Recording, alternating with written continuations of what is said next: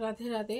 আচ্ছা, সফলা একাদশী, এসেছি সফলা একাদশীর ব্রত মাহাত্ম্য আপনাদের কাছে পাঠ করার জন্য চলে এসেছি আবারও সকলের একটি ব্লগে। তো আশা করি সবাই ভালো আছেন। তো চলুন শুরু করি।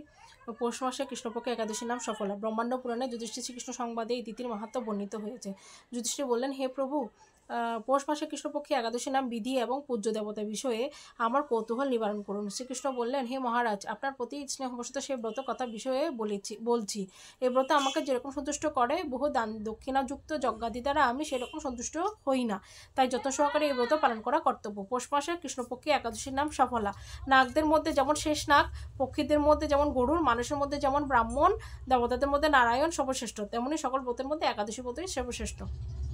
হে মহারাজ, যারা এই ব্রত পালন করেন তারা আমার অত্যন্ত প্রিয়। তাদের এই জগতে ধনলাভ ও পরজগতে মুক্তি লাভ হয়। হাজার হাজার বছর তপস্যায় যে ফল লাভ হয় না একমাত্র সফল একাদশীতে রাত্রি জাগরণের ফলে, তা অনায়াসে প্রাপ্ত হওয়া যায়।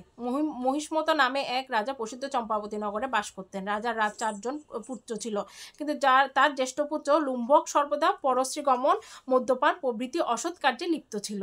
সেই সর্বক্ষণ ব্রাহ্মণ, বৈষ্ণব ও দেবতাদের নিন্দা করত। পুত্রের এই আচরণে ক্ষুব্ধ হয়ে রাজা তাকে রাজ্য থেকে বের করে দিলেন। স্ত্রীপুত্র, পিতামাতা, আত্মীয় স্বজন পরিত্যক্ত হয়ে সে এক গভীর বনে প্রবেশ করলো। সেখানে কখনো জীবহত্যা, আবার কখনো চুরি করে জীবনধারণ করতে লাগলো। কিছুদিন পরে একদিন সেই নগরে প্রহরীদের কাছে ধরা পড়লো, কিন্তু রাজপুত্র বলে সেই অপরাধ থেকে সে মুক্তি পেল।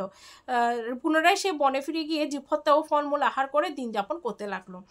ওই বনে বহু বছরের পুরনো একটি বিশাল অশ্বত্থ বৃক্ষ ছিল। সেখানে ভগবান শ্রী বাসুদেব বিরাজমান বলে বৃক্ষটি দেবত্ব প্রাপ্ত হয়েছে। সেই বৃক্ষতলে পাপবুদ্ধি লুম্বক বাস করত। বহুদিন পর তার পূর্বজন্মের কোনো পুণ্যফলে সে পৌষ মাসের দশমী দিনে কেবল ফল আহারের দিন অতিবাহিত করলো। কিন্তু রাত্রিতে অসহ্য শীতের প্রকোপে সে মৃতপ্রায় হয়ে রাত্রি যাপন করলো। পরদিন সূর্যোদয় হলেও সে অচেতন হয়ে পড়ে রইল। দুপুরের দিকে তার চেতনা ফিরল। ক্ষুধা নিবারণের জন্য সে অতি কষ্টে কিছু ফল সংগ্রহ করলো। এরপর সেই বৃক্ষতলে এসে পুনরায় বিশ্রাম করতে থাকলো। রাত্রিতে খাদ্যাভাবে সে দুর্বল হয়ে পড়লো। সে প্রাণ রক্ষার্থে ঈশ্বরের উদ্দেশ্যে ফলগুলো নিয়ে, হে ভগবান, আমার কি গতি হবে বলে অশ্রুপাত করতে করতে সেই বৃক্ষমূলে হে লক্ষ্মীপতি নারায়ণ, আপনি প্রসন্ন হন বলে নিবেদন করলো। এইভাবে সে অনাহার ও অনিদ্রায় সেই রাত্রি যাপন করলো। ভগবান নারায়ণ সে পাপী লুম্বকের রাত্রি জাগরণকে একাদশীর জাগরণ এবং ফল অর্পণকে পূজা বলে গ্রহণ করলেন। এইভাবে অজ্ঞাতসারে লুম্বকের সফল একাদশীর ব্রত পালন হয়ে গেল। এই প্রাতকালে আকাশে দৈববাণী হলো, হে পুত্র, তুমি সফলার ব্রতের পূর্ণ প্রভাবে রাজ্যপ্রাপ্ত হবে। সেই দৈববাণী শোনা মাত্র লুম্বক দিব্যরূপ লাভ করলো। স্ত্রীপুত্র সহ কিছুকাল রাজ্য সুখ ভোগের পর পুত্রের উপর রাজ্যের ভার দিয়ে সে সন্ন্যাস আশ্রম গ্রহণ করলো। অবশেষে মৃত্যুকালে সে অশোক অভয় ভগবানের কাছে ফিরে গেল। হে মহারাজ, এইভাবে সফল একাদশী যিনি পালন করেন